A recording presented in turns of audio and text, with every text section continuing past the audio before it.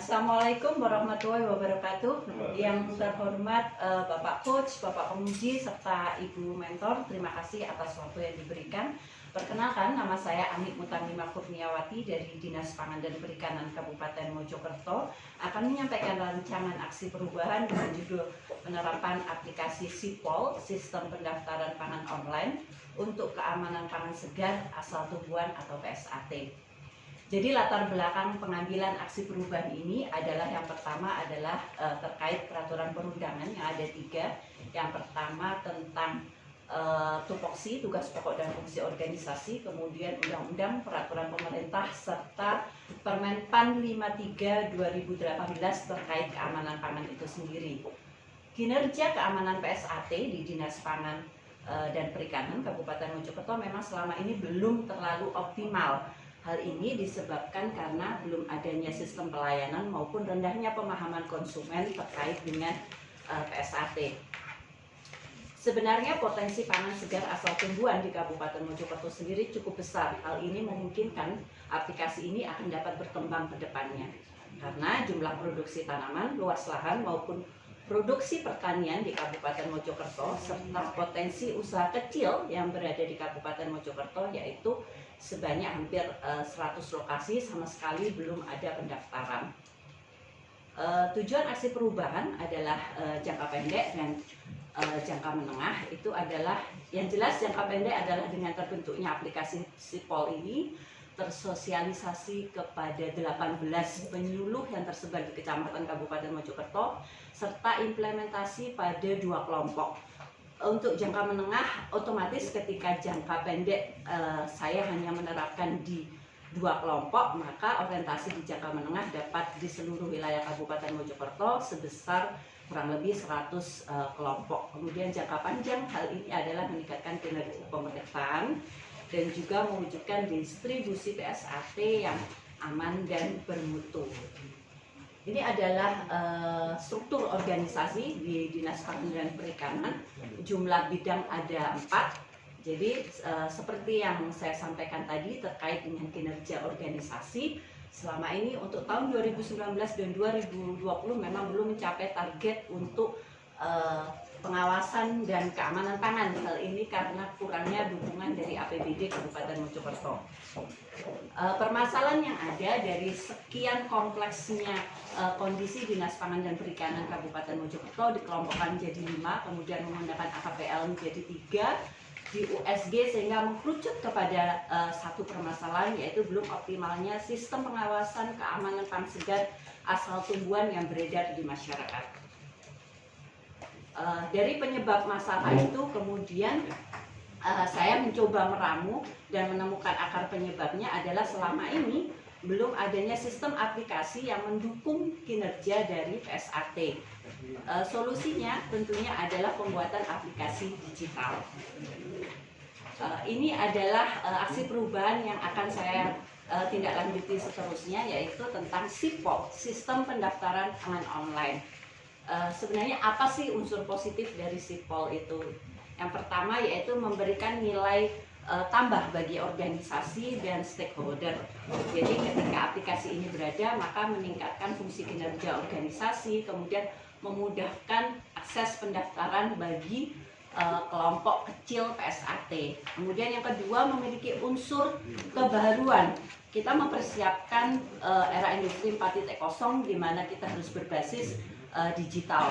Yang ketiga yaitu bisa direplikasi. Tentu saja bisa karena dasar penyusunan aplikasi ini adalah Permentan 53 2018 yang berlaku untuk keseluruhan wilayah di Indonesia.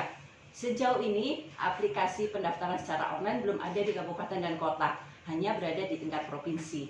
Kemudian tentu saja hal ini bisa ditindaklanjuti secara berkelanjutan untuk database dan juga sesuai dengan peningkatan pelayanan publik dari organisasi.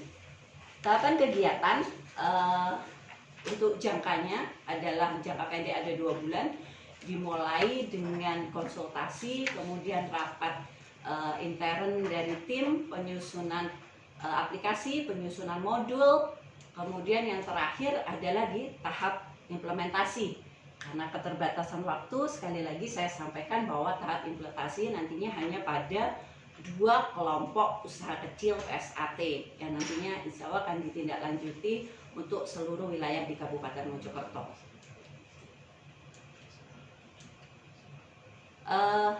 Sumber daya, peta, dan pemanfaatan untuk jejaring kinerja keamanan PSAT PDUK ini adalah kondisi yang sekarang terjadi.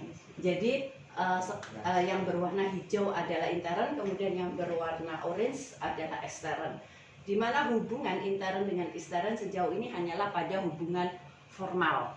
Ya, jadi ini yang coba dengan aksi perubahan ini nantinya akan dikembangkan menjadi hubungan koordinatif. Jadi bagaimana menjalin jejaring kinerja dengan eksternal organisasi untuk mendukung dari tujuan pencapaian program kegiatan. Ini adalah untuk identifikasi jejaring kinerja berdasarkan kepentingan dan dukungan sekaligus strategi penanganannya. Kemudian yang terakhir adalah terkait manajemen resiko. Manajemen resiko dilaksanakan pada setiap tahapan. Tentu saja setiap tahapan akan memberikan resiko dan dampak yang berbeda terhadap langkah selanjutnya. Secara garis besar resiko dalam kondisi sedang untuk beberapa aspek, kecuali di tahapan implementasi. Kenapa? Karena di sini memiliki risiko tinggi karena begitu kompleksnya kondisi ketika implementasi. Yang pertama yaitu risiko kepatuhan. Besarnya jejaring kerja karena kita menggandeng internal dan eksternal, otomatis dimungkinkan adanya kurangnya koordinatif sehingga mengurangi optimalisasi dari jejaring kinerja. Kemudian risiko legal, ketika kita berhadapan dengan publik, kita memperkenalkan aplikasi kita, mungkin ada ketidakpercayaan dan tuntutan secara hukum. Risiko fraud di dalam aplikasi ini juga melibatkan tim verifikasi yang melaksanakan verifikasi di lapangan yang dimungkinkan adanya pungli. Kemudian risiko reputasi terhadap ketidakpuasan publik, dan yang terakhir ada risiko operasional terhadap tidak berkembangnya aplikasi atau kerusakan secara sistem. Secara garis besar, resiko itu memang ada pada tiap tahapan. Konsekuensinya apabila resiko tersebut tidak bisa diminimalisir akan menghambat pada tahapan selanjutnya. Harapan saya bahwa ketika setelah memetakan risiko ini adalah menyusun mitigasi terkait dengan apa yang harus dilaksanakan. Yang pertama, meningkatkan koordinasi dan konsultasi dengan jejaring kinerja. Yang kedua adalah melakukan pendampingan pada saat implementasi, di mana saya selaku pemimpin aksi perubahan melakukan pendampingan bersama tim penyuluh dan kita bergerak bersama-sama. Saya kira itu yang bisa saya sampaikan. Terima kasih atas waktu yang diberikan. Wassalamualaikum warahmatullahi wabarakatuh.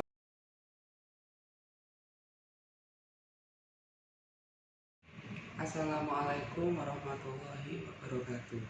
Saya Nurul Istiqomah SDMM, Kepala Dinas Pangan dan Perikanan Kabupaten Mojokerto, selaku atasan langsung atau mentor saudari Ani Mutamima Guliawati SDMM, Kepala Bidang Konsumsi dan Keamanan Pangan, yang merupakan peserta pelatihan kepemimpinan administrator Angkatan 1 tahun 2020. Dengan ini saya menyatakan siap mendukung dan mengawal rancangan aksi perubahan dengan judul Penerapan Aplikasi SIPOL, Sistem Pendaftaran Pangan Online untuk Keamanan Pangan Segar Asal Tumbuhan PSAT, yang disusun dalam upaya meningkatkan kinerja Dinas Pangan dan Perikanan Kabupaten Mojokerto. Demikian, wassalamualaikum warahmatullahi wabarakatuh.